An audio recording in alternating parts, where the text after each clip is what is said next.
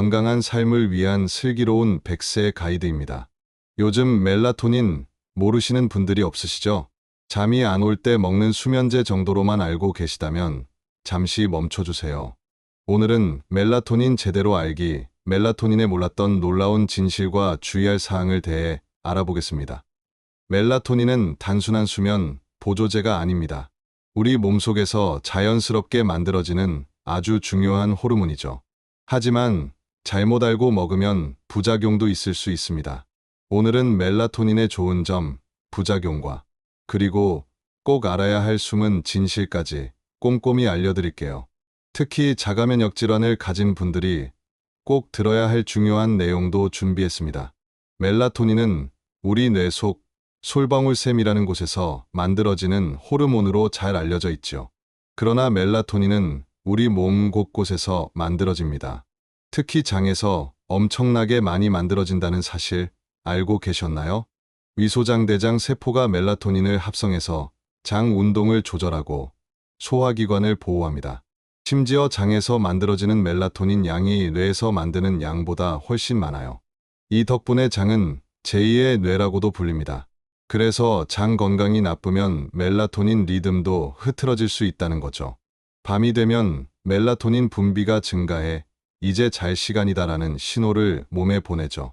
이 호르몬 덕분에 우리는 밤과 낮의 리듬이 생겨 규칙적인 수면과 각성 주기를 유지할 수 있습니다. 이 리듬을 생체 시계 또는 서카디언 리듬이라고 부릅니다. 만약 멜라토닌 분비가 제대로 이루어지지 않으면 잠들기 힘들고 자주 깨게 되는 등 수면 장애가 나타날 수 있습니다. 또한 멜라토닌은 단순히 잠을 유도하는 역할을 넘어 면역 기능, 항산화작용, 혈압 조절, 노화 방지 등 다양한 신체 기능에 관여합니다. 특히 나이가 들수록 멜라토닌 분비가 줄어들어 수면 문제가 생기기 쉽기 때문에 시니어 분들에게 매우 중요한 호르몬입니다. 그럼 멜라토닌의 좋은 점을 좀 더 자세히 살펴볼까요? 첫째, 멜라토닌 보충제는 불면증, 시차 적응 문제, 교대 근무, 불규칙한 생활 패턴 등으로 인한 수면 리듬이 깨졌을 때 멜라토닌 보충제가 수면 주기를 맞추는데 효과가 있습니다. 둘째, 멜라토닌은 강력한 항산화제 역할을 해 우리 몸 세포를 보호하고 노화를 늦추는데 도움을 줍니다.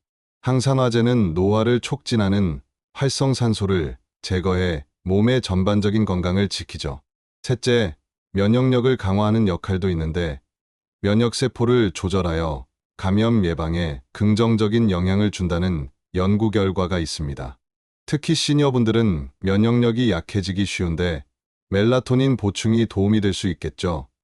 넷째, 멜라토닌은 암세포 발생과 성장을 억제하는데 도움을 줄 수 있다는 연구가 있습니다. 특히 유방암, 전립선암, 대장암과 관련해 멜라토닌 수치가 낮으면 발병 위험이 높아진다는 보고가 있죠.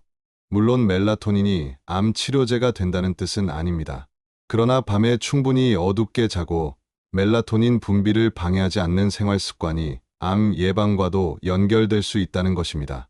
다섯 번째, 심혈관 건강에도 도움을 줄 수 있는데 혈압을 안정시키고 심장 건강을 지키는데 기여한다고 알려져 있죠. 마지막으로 잘 알려지지 않은 이야기 하나. 멜라토닌은 눈 건강과도 깊은 관련이 있습니다. 망막에도 멜라토닌 수용체가 있어서 멜라토닌은 빛의 양에 따라 눈의 세포 손상을 막고 노안이나 황반 변성을 늦추는데 도움을 줄 수 있습니다. 즉, 밤에 제대로 자는 것이 눈을 오래 건강하게 지키는 비결이기도 한 거죠. 하지만 이런 좋은 점만 믿고 무턱대고 복용하면 안 된다는 사실 꼭 기억하세요. 멜라토닌 복용 시 가장 흔한 부작용으로는 두통, 어지러움, 소화불량, 낮 동안 졸음 등이 있습니다. 특히 시니어분들은 용량에 신경 써야 하는데 0.5mg에서 3mg의 낮은 용량부터 시작하는 게 안전합니다. 중요한 점은 자가면역 질환을 가진 분들은 멜라토닌 복용에 꼭 주의해야 합니다.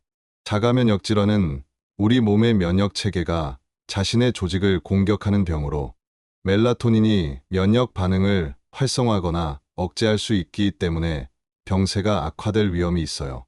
또한 혈압약, 당뇨약, 항응고제 등 다른 약을 복용 중이시라면 약물 상호작용 위험 때문에 반드시 전문가와 상담해야 합니다. 장기간 복용 시에도 내분비계 균형에 영향을 줄 수 있으니 주의가 필요합니다. 많은 분들이 멜라토닌은 졸음 유도제라고 생각하는데 사실 멜라토닌은 수면을 유도하는 것이 아니라 수면각성 주기를 조절하는 신호를 보내는 역할입니다.